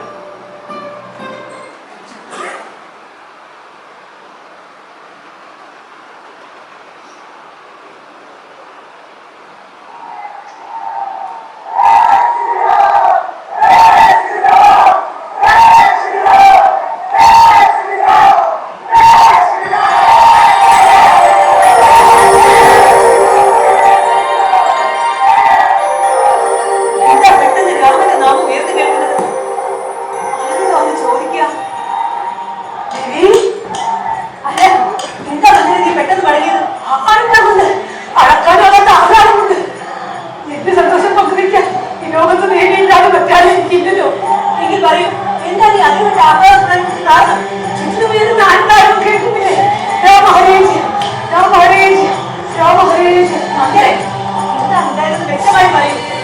ശ്രീരാമൻ മടങ്ങിയെത്തിയോ? രാമചന്ദ്രൻ ഇനിയും എത്തിയിട്ടില്ല. പക്ഷെ ശ്രീരാമൻ മുന്നിലെത്തി.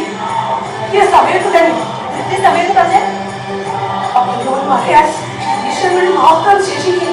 ഭരത മഹാരാജാവ് അഗ്നിസ്നാനത്തിനായി അഗ്നികുണ്ഡത്തിന് ചുറ്റും പ്രദക്ഷിണം വെച്ചു തുടങ്ങി. അയോധ്യാപുര വാസികൾ ധാരധാരയായി കണ്ണീർ വാർത്തു. ഭരത മഹാരാജാവിന്റെ പത്നി മാണ്ഡവി ഇതിവൃത്തത്തിലാ മൂടയായി നിലകൊണ്ടു. കൗസല്യയുടെയും സുമിത്രയുടെയും മുഖങ്ങൾ അരാക്രാന്തമായിരുന്നു.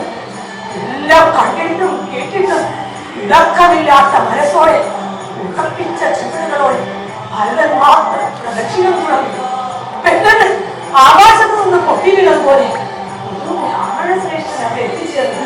അദ്ദേഹം ഭരത മഹാരാജാവിനോട് താൻ ശ്രീരാമദൂതനാണെന്നും നാളെ പുലർക്കാലത്ത് പത്നിയായ സീതാദേവിയോടും അനുജൻ ലക്ഷ്മണനോടും ഒപ്പം ശ്രീരാമചന്ദ്രൻ അയോധ്യയിൽ വഹിക്കാൻ വന്നതാണെന്നും പറഞ്ഞു. വാർത്ത പറഞ്ഞതോടെ നന്ദിഗ്രാമത്തിൽ നിന്നും മഹാതാരവങ്ങൾ നിറഞ്ഞു. രാമഹരേരിയെ വിളികൾ കൊണ്ട് അന്തരീക്ഷം പ്രകമ്പനം കൊണ്ടു. എന്നെ പറഞ്ഞു കടക്കാനാകാത്ത ആനന്ദ കണ്ണിലൂടെ ഞാനും പാടി രാമഹരേജ് രാമഹരേജ് രാമ. അതേകൂടി പറയും മന്ദരെ.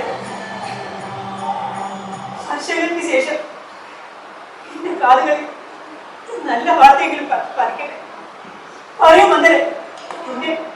എന്റെ രാമചന്ദ്രൻ ശ്രീരാമചന്ദ്രൻ നാളെ പുണ്യ നക്ഷത്രത്തിൽ അയോധ്യയിലെത്തുന്ന ഇവർ അറിയിച്ച ബ്രഹ്മണശ്രേഷ്ഠൻ ആരാണ് ദേവിയുടെ വിചാരം? ആരാ? കിഷ്കിന്ധ്യയിലെ രാജാവായ സുഗ്രീവന്റെ മന്ത്രിമുഖ്യൻ സാക്ഷാൽ ആഞ്ജനേയൻ. ശ്രീരാമചന്ദ്രനെ സ്വീകരിക്കാനുള്ള ഗംഭീരമായ ഒരുക്കങ്ങൾക്ക് ഭരത മഹാരാജാവ് ആഹ്വാനം ചെയ്തിട്ടുണ്ട്. രാമൻ എത്തിയാൽ തന്നെ അദ്ദേഹത്തിന്റെ വിലാപങ്ങൾ നീക്കം ചെയ്യാൻ കരവിരുന്നും സാമർഥ്യവും കരയിലും ശിരകന്മാരെ ഒതുക്കിക്കൊള്ളാൻ കൽപ്പനയുണ്ട്. ദേവാലയങ്ങളും ഗൃഹങ്ങളും ശുചികളും എന്നും കാവ്യഘോഷങ്ങൾ നിറയും. സംഘന്മാരും സേനാനായകന്മാരും അവരുടെ ഭക്തിമാരും ശ്രീരാമചന്ദ്രനെ സ്വീകരിക്കാൻ ഏറ്റവും ഉന്നതിയിലുണ്ടാകും. അയോധ്യയുടെ രാജവീതികൾ എങ്ങും സുഗന്ധ പുഷ്പങ്ങൾ വാരി വിതറും. കടക്കാവുന്നിടത്തെല്ലാം ഒടിക്കൂറകളും തോരണങ്ങളും ഉണ്ടാകും. നാനാ ജനങ്ങളുടെയും വീടുകൾ അലങ്കരിക്കും.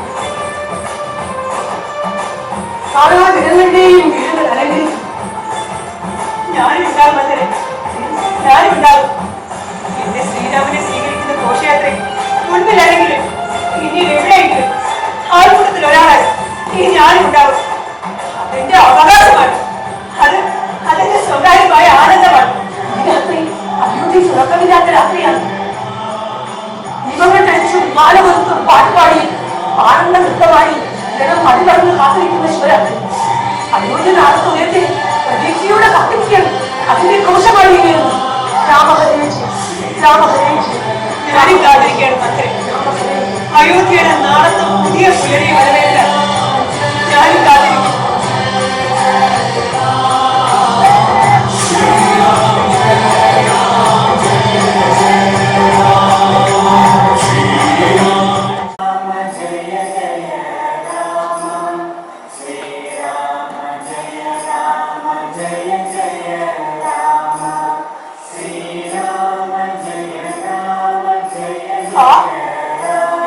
കൂടുതൽ പ്രകാശത്തോടെ കത്തുന്നല്ലോ.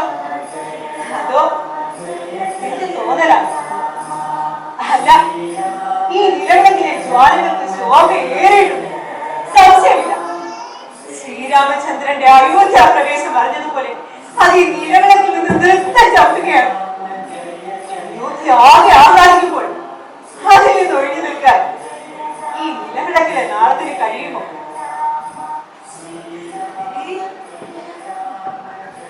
ഓ, ഇതായി മന്ദരയോ? എന്താ മുഖത്ത് പതിവില്ലാത്തൊരു ആനന്ദം? ഞാൻ കണ്ടു രാമനെ, ശ്രീരാമചന്ദ്രനെ ഞാൻ കണ്ടു. ഈ ഭാഗ്യയുടെ വീട് അതിനുള്ള ഭാഗ്യം ഉണ്ടാകുമെന്ന് ഞാൻ കരുതിയതല്ല. പരിശ്രവണന്റെ പുഷ്പബഹുമാനത്തിൽ സീതാദേവിയോടും ലക്ഷ്മണനോടും ഒപ്പം എത്തിയ ആ ചൈതന്യ രൂപത്തിൽ ഞാനും കണ്ടു. എന്നെ കണ്ടോ? എന്തെങ്കിലും ഉരിയായോ? എന്നെ കണ്ടുവോ എന്ന് നല്ല കഥയായി. അയോധ്യ മുഴുവൻ നന്ദിഗ്രാമത്തിൽ നിറഞ്ഞു നിൽക്കുകയല്ലേ. അവരെ കാണുമ്പോൾ ഉണ്ടാകുന്ന ആനന്ദം രാമന് ക്ഷണ നേരെ കൊണ്ട് തീരില്ലേ എന്നെ കണ്ടാക്കി. അതുകൊണ്ട് ആരും കാണാതെ ആൾക്കൂട്ടത്തിൽ മറന്നു നിന്നെങ്ങനെ കാണുകയായിരുന്നു ഞാൻ. ശ്രീരാമചന്ദ്രൻ. നീ എന്തെല്ലാം കണ്ടു മന്ദരെ പറയൂ.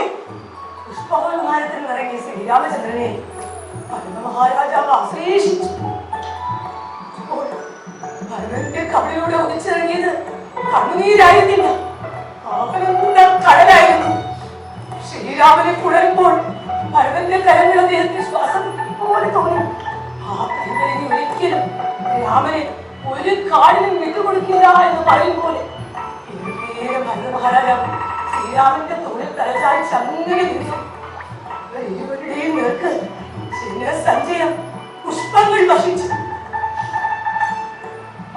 കഴിഞ്ഞവരെ പൂക്കൾ എഴുതിയിട്ടു ഞാൻ മാത്രം അതവർക്ക് ധരിച്ചൊരുക്കില്ല. എന്റെ കരസ്പർശം എന്റെ പൂക്കൾ കൊണ്ടുപോലും ആ കുമാരൻ മറക്കാക്കപ്പെടുന്നത് ഞാൻ കരുതി. പിന്നീട് രാമകുമാരൻ ശത്രുക്കളെ പുണർന്നപ്പോൾ അമ്മയായ കൗസല്യയുടെ പാദങ്ങളിൽ നമസ്കരിച്ചു. സുമിത്രാദേവിയെയും സാഷ്ടാംഗം പ്രണമിച്ചു. എന്നിട്ട് രാമൻ എന്ത് ചെയ്തു? എന്നിട്ട് എന്തുണ്ടായിരുന്നു കാണാൻ കഴിഞ്ഞില്ല. അപ്പോഴേക്കും ദിനത്തിലേക്ക് എന്റെ കാഴ്ചയെ മറച്ചു. അല്ലെങ്കിൽ നല്ലതൊന്നും കാണാൻ മന്ദരയുടെ കണ്ണുകൾക്ക് യോഗമുണ്ടാവില്ല. അങ്ങനെയൊക്കെയാണ് ഞാനും കരുതിയിരുന്നത്. എന്നാൽ ഇന്ന് പ്രഭാതത്തിൽ അത്തരം ദുഷ്ചിന്തകൾ എന്നെ വിട്ടൊഴിഞ്ഞു. കിഴക്കുനിന്നുദിച്ച സൂര്യന്റെ തേജസ് അപ്പാടെ ആവാഹിച്ച ശ്രീരാമമുഖാമുഖം ഞാൻ കണ്ടു. ഇനി എന്തു തന്നെ കാര്യമാണ് എന്റെ കണ്ണുകൾക്ക് കൂടുതലായി കാണാനുള്ളത്? ഇനി എന്റെ കണ്ണുകൾ അങ്ങനെ വാദിച്ചാൽ ഞാൻ ദുഃഖിക്കും. കാരണം എന്റെ അകക്കണ്ണിൽ എനിക്ക് എപ്പോഴും കാണാവുന്ന വിധത്തിൽ ശ്രീരാമന്റെ തേജോ രൂപം തിളങ്ങി നിൽക്കുകയല്ലേ. ഞാൻ ഇറങ്ങട്ടെ ദേവി. കൂടുതലൊന്നും ഉരിയാടാനില്ലെങ്കിൽ മന്ദരയ്ക്ക് പോകാം. കൂടുതൽ എന്ത് പറയും? ഓ, അതിനിടയിൽ ഒരു കാര്യം പറയാൻ വിട്ടുപോയി. കൗസല്യ മാതാവിനെയും സുമിത്ര മാതാവിനെയും അടങ്ങിയ ശ്രീരാമചന്ദ്രൻ ദേവിയുടെ കാലടികളിലും നമസ്കാരം ചെയ്യുന്നത് ഞാൻ കണ്ടായിരുന്നു. കണ്ടോ മന്ദരൻ? നീ കണ്ടോ? എന്റെ രാമൻ എന്നെ വളർന്നത് നീ കണ്ടോ? എന്തായാലും കൊച്ചുകുട്ടികളെ പോലെ ദേവിയെ പോലെ അല്ലത്തെ. എനിക്ക് പ്രായവും അവസരവും കൂടുതലായിട്ട് കേട്ടോ. ഈ നിമിഷത്തിൽ, ആ കാലത്തിന്റെ ഈ നിമിഷത്തിൽ നമുക്ക് നമ്മുടെ പ്രായം മറക്കാം, വിവേകവും വിചാരവും എല്ലാം മറക്കാം. മന്ദരൻ അത് ചിരിച്ചോട്ടെ. നിന്റെ മുന്നിൽ മാത്രം, നിന്നോടൊപ്പം മാത്രം. ശ്രീരാമചന്ദ്രനെ സ്വീകരിക്കാൻ ആൾക്കൂട്ടത്തിൽ ഒരാളായി പിന്നിലെവിടെയെങ്കിലും കാണുന്നതെന്ന് പറഞ്ഞ ദേവി എങ്ങനെ അറിയില്ല മന്ദരൻ, അറിയില്ല. ശ്രീരാമൻ അയോധ്യയെ കാലുകുത്തിയപ്പോൾ പിന്നിൽ നിൽക്കാൻ എന്നെ എന്റെ പാദങ്ങൾ അനുവദിച്ചില്ല. ഞാനറിയാതെ എന്റെ പാദങ്ങൾ എന്റെ മുന്നിലേക്ക് വലിച്ചടുപ്പിക്കുകയായിരുന്നു. എല്ലാം യാന്ത്രികമായി. പക്ഷെ ഒന്ന് മാത്രം അറിയാം, മുന്നിലെത്താൻ, ശ്രീരാമന്റെ മുഖം ഒന്ന് അടുത്ത് കാണാൻ ഞാൻ വല്ലാതെ ആഗ്രഹിച്ചു. കണ്ടു, കണ്ണിറയെ കണ്ടു, മനം നിറയെ അനുഗ്രഹിച്ചു. എന്നിട്ട് പോയതിലും വേഗത്തിൽ ഓടി എന്റെ പത്രേക്ക് എത്തുകയായിരുന്നു. അത് നന്നായി. അവിടെ നിന്ന് വികാരാധീനയായെങ്കിൽ ദേവി കൂടുതൽ പരിഹാസ്യായിരുന്നു. ദേവി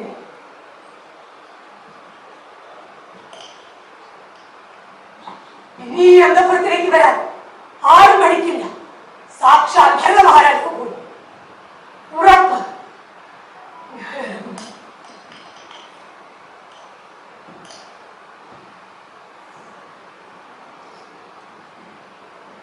മന്ദര പോയത് കണ്ടോ?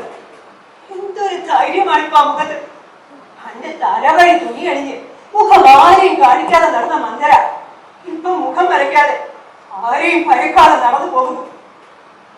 ശ്രീരാമന്റെ മുഖദർശനം ഇത്ര അനുഗ്രഹപ്രദമോ മന്ദരയ്ക്ക്?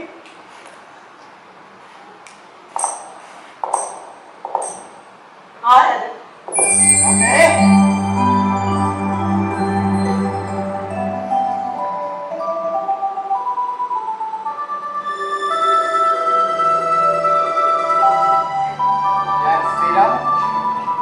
അമ്മയുടെ അനുഗ്രഹം തേടും.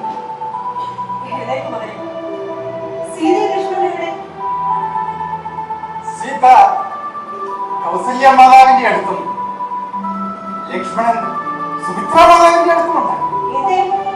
കുമാരനെ അനുഗമിച്ചില്ല. വരാൻ വാനൊരുങ്ങി അവരെ തടഞ്ഞത് ഞാൻ തന്നെയാണ്. എന്തേ വനത്തിലുള്ളതിനേക്കാൾ കൊടിയ വിഷമുള്ള സർപ്പമാണ് ഈ അന്തപുരത്തിൽ വസിക്കുന്നതെന്ന് കരുതിയോ? ഒരിക്കലുമില്ല. കൈകേയി മാതാവിനെ എനിക്ക് മാത്രമായി കാണാൻ വേണ്ടി വനവാസം വിധിച്ച എന്നോട് വിധി വൈപരീത്യത്തിന്റെ ഫലമായ ഈ പുനർജന്മം കാട്ടി രസിക്കാൻ, അതോ ഞാൻ നിഷേധിച്ച സൗഭാഗ്യങ്ങൾ നേടാൻ പോകുന്നതിന്റെ അഹങ്കാരം വാക്കുകളിലൂടെ പ്രകടമാക്കുവാൻ? രണ്ടിനുമല്ല, ഒന്ന് കാണാൻ.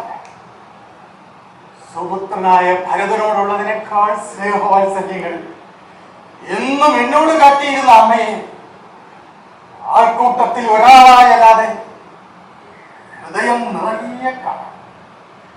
അനുഗ്രഹം പറയാൻ. മകനെ രാമ, ഈ കൈകേയി നിന്നെ ഒരിക്കലും അനുഗ്രഹിച്ചിട്ടില്ല, ശപിച്ചിട്ടേ ഉള്ളൂ. നാട് വാഴേണ്ടവൻ കാട് കാണുന്നത് എങ്ങനെയെന്ന് ഞാൻ ഓർമ്മിപ്പിക്കേണ്ടതില്ലല്ലോ.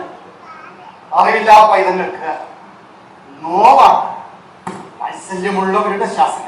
പക്ഷെ അത്തരം ശാസനകളുടെ അന്തിമ ഫലം അനന്തമായിരിക്കും. സ്നേഹപൂരിതൽ കൊണ്ടുള്ള ശാസനയല്ല, വൈരാഗ്യപൂർവ്വമുള്ള നിഷ്കാസനം, നാടുകടത്തൽ. അതാണ് ഞാൻ നിനക്ക് സമ്മാനിച്ചത്. സമാനതകളില്ലാത്ത അനുഗ്രഹമായി ഞാനത് സ്വീകരിച്ചു. നിരാകരിക്കാനാകാത്തത് കൊണ്ട് മാത്രം അല്ലേ?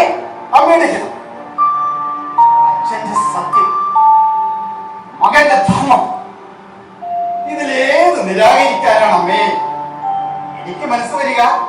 പെറ്റമ്മയുടെയും തോറ്റമ്മയുടെയും ഹിതത്തിനേക്കാൾ രാജാവ് പ്രാമുഖ്യം കൽപ്പിക്കേണ്ടത് പ്രജാഹിതത്തിനാണ്, അല്ല എന്ന അഭിപ്രായമുണ്ടോ? ഇല്ല.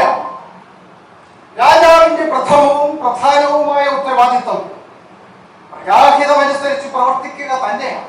എന്നിട്ടും പ്രജാഹിതത്തിന് മുകളിലായി എന്റെ മൗഖ്യത്തിനും പിതാവ് ദശരഥന്റെ അതിമൗഖ്യത്തിനും നീ വില കൽപ്പിച്ചു. പുത്രധർമ്മത്തിന്റെ പറവിൽ രാജധർമ്മം വിസ്മരിച്ചതായി നീ നടിച്ചു, ശരിയല്ലേ? അമ്മേ, പ്രജാഹിതം മാനിക്കേണ്ടത് രാജധർമ്മമാണ്. അതിന് വിരുദ്ധമായ ഒരു നിലപാടും ഞാൻ ഇതുവരെ സ്വീകരിച്ചിട്ടില്ല. അമ്മയോട് സംസാരിക്കുന്ന ഈ നിമിഷത്തിൽ പോലും ഞാൻ അയോധ്യാധിപതിയായിട്ടില്ല. രാജാവാകാത്തവൻ രാജധർമ്മം അനുഷ്ഠിക്കുന്നത് എന്തിനാണ്? പിതാവായ ദശരഥൻ മഹാരാജാവായിരിക്കുമ്പോൾ പ്രജാഹിതം അറിയേണ്ടതും അനുഷ്ഠിക്കേണ്ടതും അദ്ദേഹമാണ്, പുത്രനായ രാമനല്ല. ഈ സത്യം അമ്മ വിസ്മരിച്ചതായില്ലല്ലോ. രാമ, നീ പറഞ്ഞതാണ് ശരി, അല്ലെങ്കിൽ നീ മാത്രം പറയുന്നതാണ് ശരി.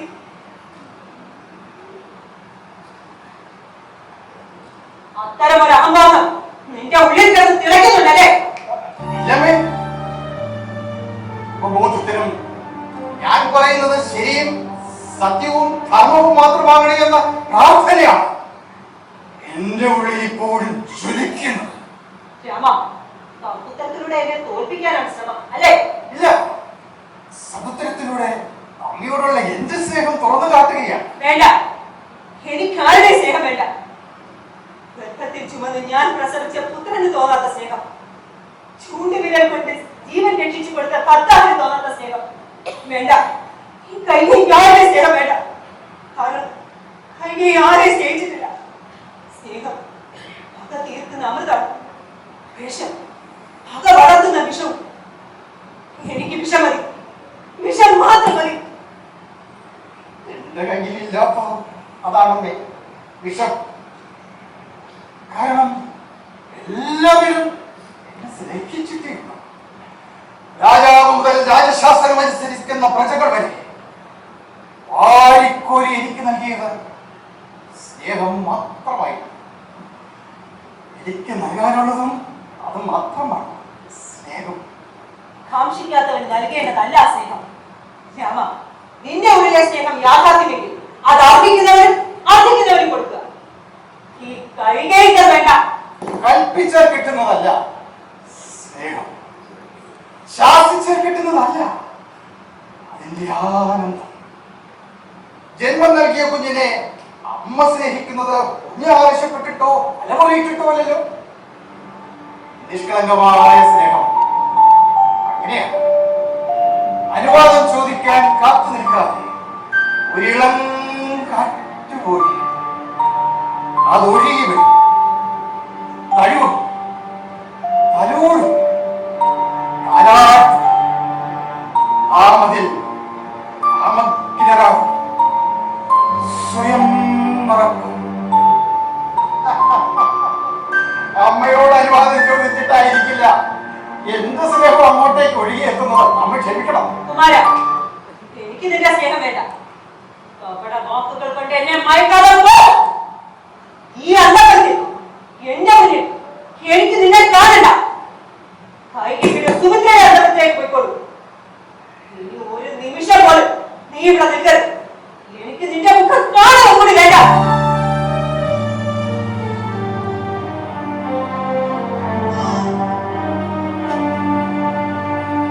എന്താ കുമാരനൊന്നും മിണ്ടാത്തത്? മൗനം കൊണ്ട് എന്നെ പരിഹസിക്കാവുമല്ലേ? കാലവിളംബമില്ലാതെ രാജാവായി അഭിഷിക്തനാകാൻ പോകുന്ന നിന്നോട് കൽപ്പിക്കാൻ മാത്രം ഞാൻ ആരാണെന്നുള്ള ചിന്തയാകും മനം ഭരിക്കുന്നത്.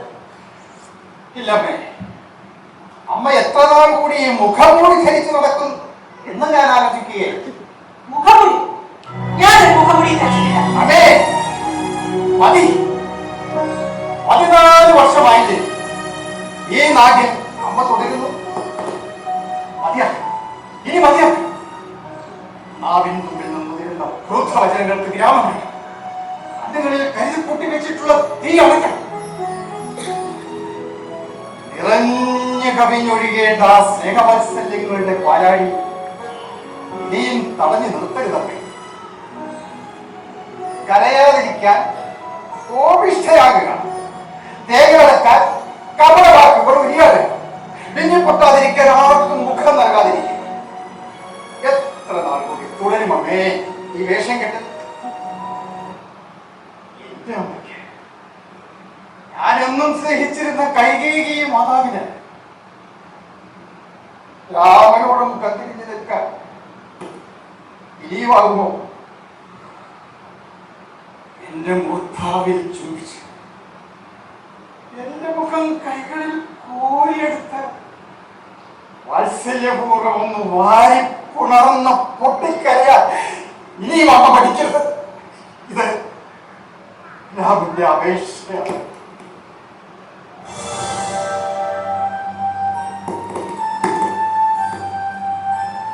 എന്റെ അപേക്ഷ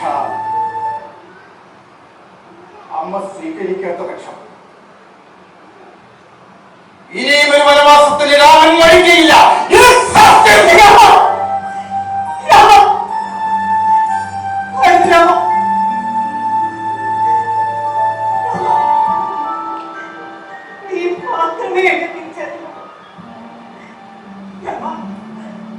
ഈ മുഖം ഞാൻ നടത്തി കണ്ടോട്ടെ.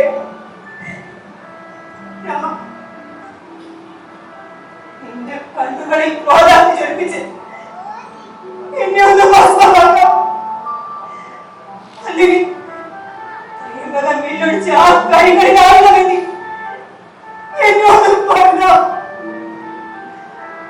അതുമല്ലെങ്കിൽ പാദസ്പർശത്താലാവിലേക്ക് മോശം വരില്ല. ഈ പാദങ്ങൾ കൊണ്ട് എന്താണ് ശീലമെങ്കിൽ ബാക്കി മാത്രം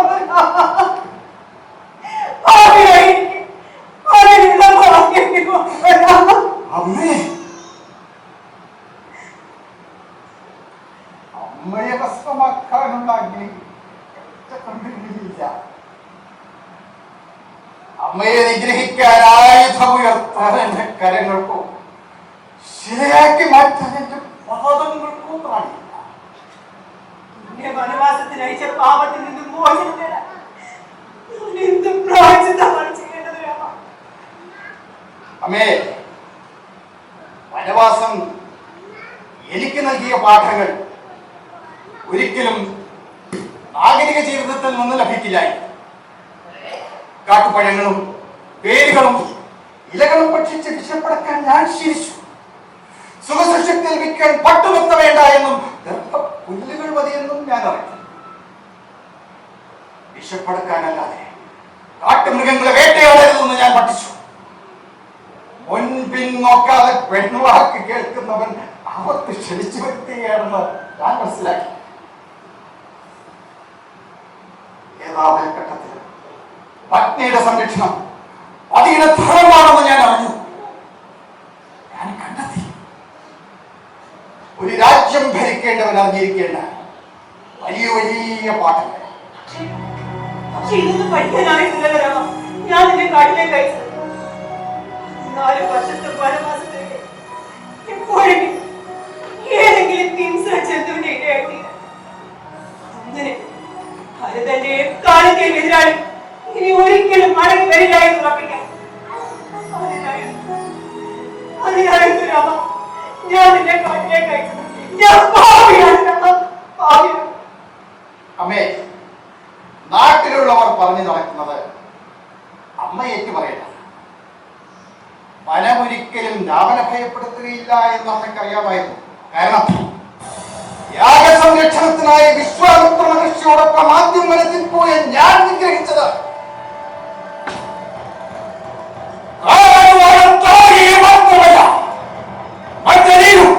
രാക്ഷസന്മാരെയുമായിരുന്നു.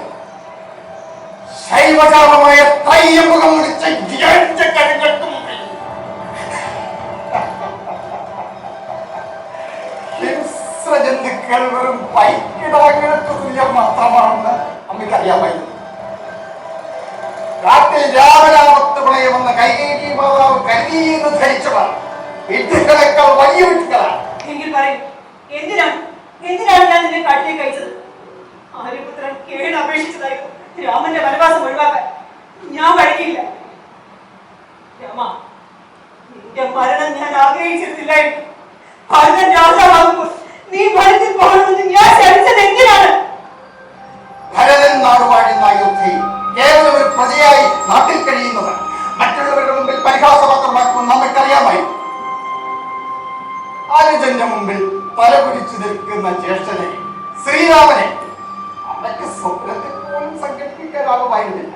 അതുകൊണ്ട് അത് മാത്രം കൊണ്ടാണ് ഞാൻ വനത്തിൽ പോകണമെന്ന് അമ്മ വാശി പിടിച്ചത്. അല്ല രാമ, അല്ല.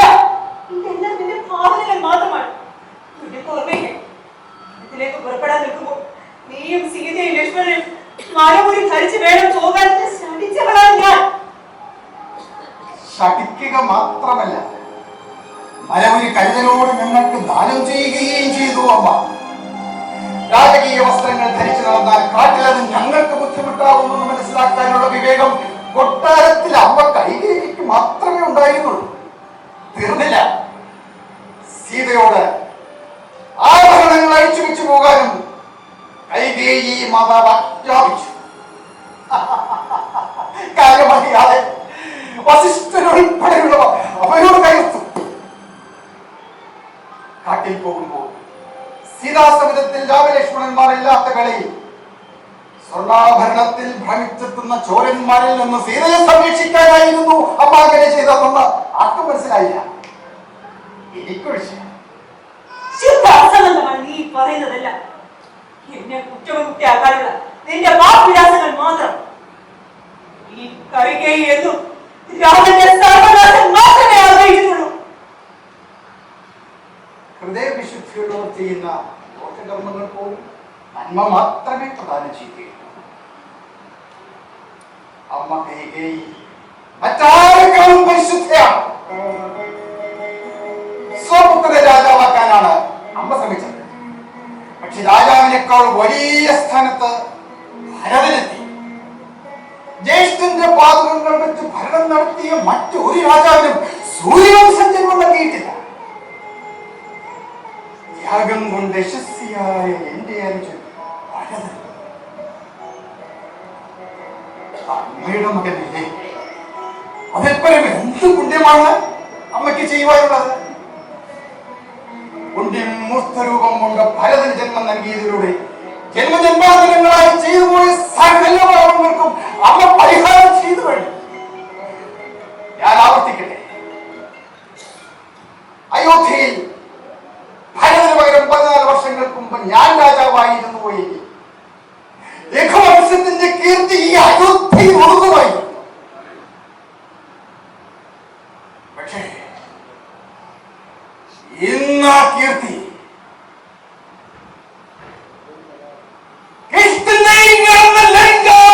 എത്തിയിരിക്കുന്നു.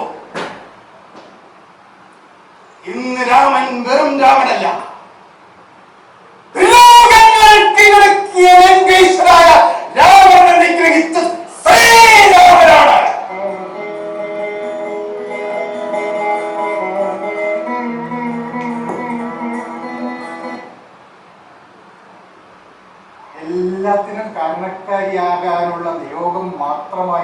അമ്മയ്ക്ക്.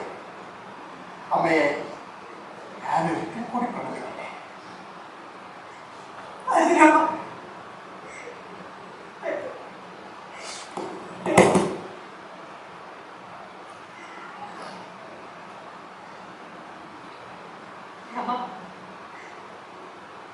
വിളക്കുണ്ട്. 14 വർഷങ്ങൾക്ക് മുമ്പ് നീ വനവാസത്തിൽ പോയപ്പോ ഞാൻ കൊടുത്തിയതാണ്. ആ വിളക്കായി ഞാനത് സൂക്ഷിച്ചു. രാമ, നീ അയോധ്യയിൽ നിന്ന് പോയ ശേഷം എനിക്ക് ചുറ്റും അന്ധകാരമായി. അത് ചെറിയ രാഗാത്തി ഇരുട്ട്.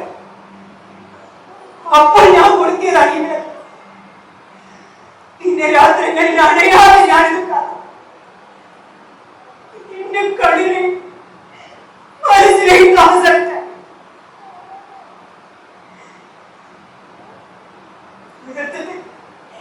ഒരർത്ഥത്തിൽ ഈ വിളക്ക് നീ തന്നെയാണ് രാമ.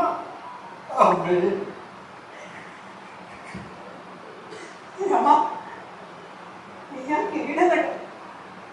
സൂര്യവംശാധിപന്മാർ ധരിക്കുന്ന കിരീടമാണ്. ദിനവും ഞാനിത് കണ്ട് കണ്ണീർ വാർക്കട്ടെ എന്ന് കരുതി എന്റെ മകൻ പറഞ്ഞ് മനഃപൂർവ്വം അതാ പീഠത്തിൽ സമർപ്പിച്ച് പോയതാ. അമ്മ, ഞാനതൊന്ന് എടുത്തു വരട്ടെ അമ്മ.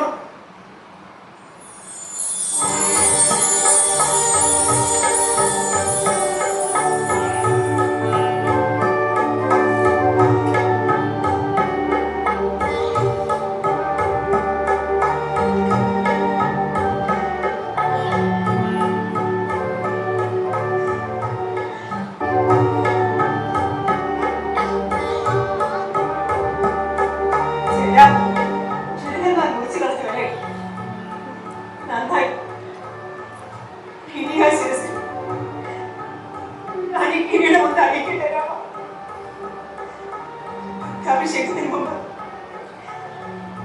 ആനന്ദ കവിയുടെ ആവശ്യമായ കിരീടം ഇത് ഞാൻ ആ ശിശുരൊന്ന് അണിക്കട്ടെ.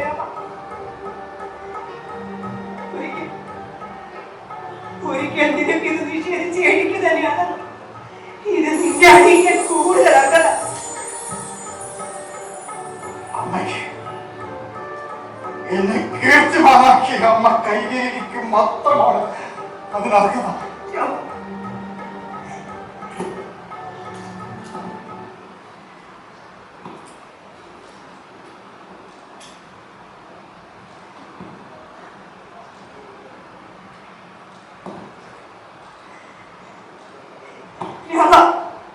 മകനെ, എന്റെ പ്രാർത്ഥനകൾ, അനുഗ്രഹങ്ങൾ, ആശീർവാദങ്ങൾ എല്ലാം നിന്നോടൊപ്പം.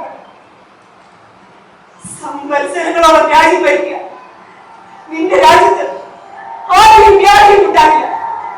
വിധവാവിലാപങ്ങൾ വീഴില്ല. ധനഭരണങ്ങൾ സമ്മതിക്കില്ല. ചോരന്മാരും ചോരപ്പൊലിയന്മാരും ജനിക്കില്ല. വേദങ്ങൾ പറഞ്ഞ് വൃക്ഷങ്ങൾ പൂക്കുകയും കായ്ക്കുകയും ചെയ്യും. അതിവൃഷ്ടിയും അനാവൃഷ്ടിയും ഉണ്ടാവില്ല. ബ്രാഹ്മണരും ശൂദ്രനും വൈശ്യരും വളർന്ന പ്രജാസമൂഹം എന്നും തുല്യ രീതിയിൽ ആനന്ദത്തിൽ ആരാടും. ധർമ്മം പുലരുന്ന നിന്റെ നാട്ടിൽ എന്നും ഐശ്വര്യവും സമ്പൽസമൃദ്ധിയും ഉണ്ടാകും. സൂര്യചന്ദ്രന്മാർ കിഴക്കം തട്ടാത്ത കാലത്തോളം നിന്റെ രാജ്യം രാമരാജ്യം എന്നറിയപ്പെടും.